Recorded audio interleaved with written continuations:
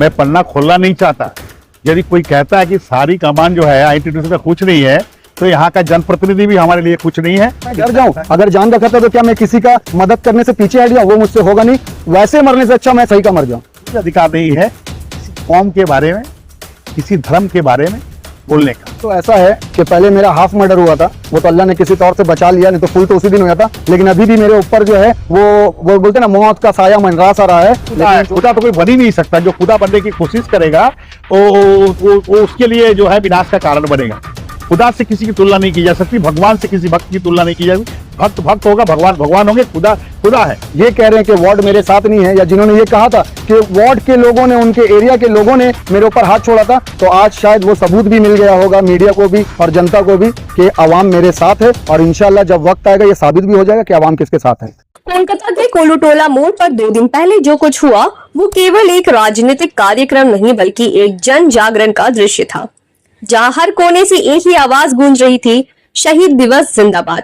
21 जुलाई को धर्मतल्ला चलो, इस ऐतिहासिक स्ट्रीट कॉर्नर सभा का आयोजन किया शारिक अमान और जफर इकबाल ने। जी हाँ, PPHU INTTUC से संबंध के नॉर्थ कोलकाता यूनिट के महासचिव शारिक अमान और वार्ड नंबर 43 के स्पोर्ट्स सेल के अध्यक्ष जफर इकबाल, जिनकी जोड़ी ने पूरे आयोजन को जमीन से मंच तक एक सशक्त आंदोलन में बदल दिया।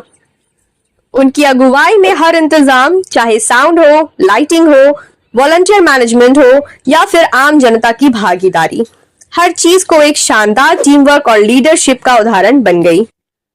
मंच पर अतिथि के रूप में पहुंचे वरिष्ठ नेता प्रदीप मजूमदार, कृष्ण प्रताप सिंह, एहतेशामुल हक, फरीद खान और नीलोफर इंशा, जिन्होंने शहीदों को याद करते हुए अपने विचार जनता के सामने रखे और सभी से 21 जुलाई को धर्मतल्ला पहुंचने की अपील की। मगर सबसे भावनात्मक क्षण तब आया जब माइक संभाला शारिक अमान ने। जी हाँ, उनकी आवाज में जोश भी था और एक स्पष्ट संदेश भी।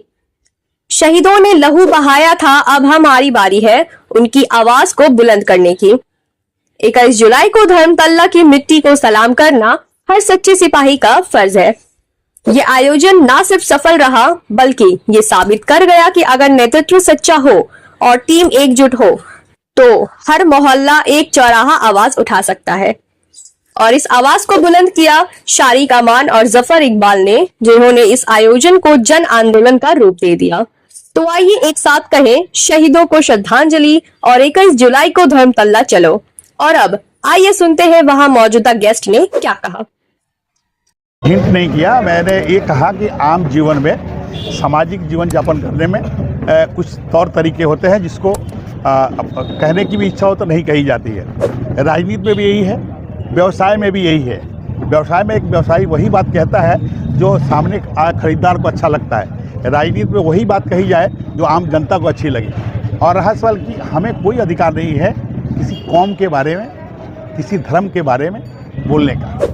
हम उस दल के सिपाही हैं, हमारे नेत्री का नाम ममता बनर्जी है, जो सभी दल के लोगों को लेकर, हिंदू, मुस्लिम, सिख, ईसाई, बौद्ध सभी को लेकर चलती है। तो हमें भी कोशिश करनी चाहिए कि उन्हीं के पत्तीनों पर चले हम लोग, और जो बात हम लोग कहें वो जनता को अच्छी लगे, हमें जवाबदेही नहीं देना पड़े या हमें शर्मिंदगी महसूस नहीं हो।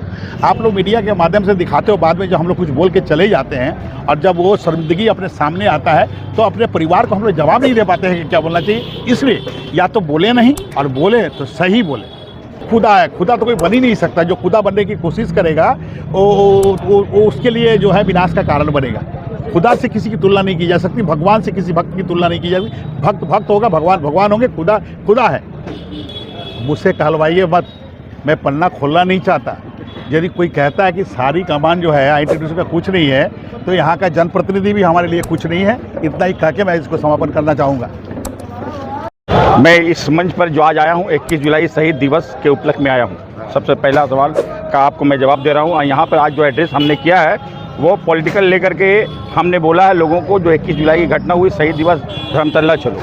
अब रहा जो भी कोई भी काम कानून अपने हाथ में लेगा तो कानून से बड़ा कोई चीज़ नहीं, चाहे वो जितना भी बड़ा सुरखाब का परी क्यों न हो, चाहे जितना बड़ा नेता हो, चाहे जितना बड़ा मिनिस्टर हो, कानून सबसे बड़ा होता है। कोई भी अगर गलत काम करता है तो कानून हमारा है और कानून अपने तौर पर काम करेगा। इसलिए स्पष्ट रूप से बोल देना चाहते हैं, नेता की बात। सबसे बड़ा भारत का संविधान है, भारत का लॉ है और हमारा कानून पर हम लोग विश्वास रखने वाले आदमी हैं। हमारा पार्टी का कोई भी अगर आदमी गैर कानूनी काम करेगा या किसी किस्म का भी कोई भी काम करेगा तो उसको कानून के प्रक्रिया से गुजरना होगा और उसको कानून सही वक्त पर सही मतलब उनसे जवाब मांगेगा। सबसे पहला बात, मेरा जो यूनियन है, ठीक है, वो टीएमसी से एफिलेटेड है। जिनको ऐसा लगता है कि ऐसा कुछ नहीं है या ऐसा कोई यूनियन एफिलेटेड नहीं है, ये जाली काम हो रहा है, तो मैं तो यही कहूँगा, शायद मैं बहुत बड़ा बेवकूफ़ हूँ कि एक अनरजिस्टर्ड या अनएफिलेटेड यूनियन को मैं ममता बनर्जी के फ़ोटो के साथ इस्तेमाल कर रहा हूँ। अब तक तो मुझे जेलों के सलाखों के पीछे होना चाहिए। देखिए, मैं तो वार्ड 43 के साथ साथ नॉर्थ कोलकाता यूनिट का भी जनरल सेक्रेटरी हूँ, तो मैंने पूरे नॉर्थ कोलकाता यूनिट की तरफ से ये गुहार लगाया, ऐसी बात नहीं है। और बहुत सारे मेरे यूनियन है जो कैनिंग में भी है, कैनिंग में भी हमारा कमेटी है, इधर उधर भी, तो सभी को मैंने अनुमति किया है कि आप लोग आओ और आके जलसे में शामिल हो ताकि हम लोग ममता बनर्जी को और मजबूत बना सकें। और रहा बात के जो इल्ज़ामात मेरे ऊपर लगा है, तो देखिए, इल्ज़ामात होता है, इल्ज़ामात के लगने से कुछ साबित नहीं होता है। साबित कर दो, मुझे जेल के पीछे ठूस दो, मैं तो यही सिंपल सा बात कहूँगा।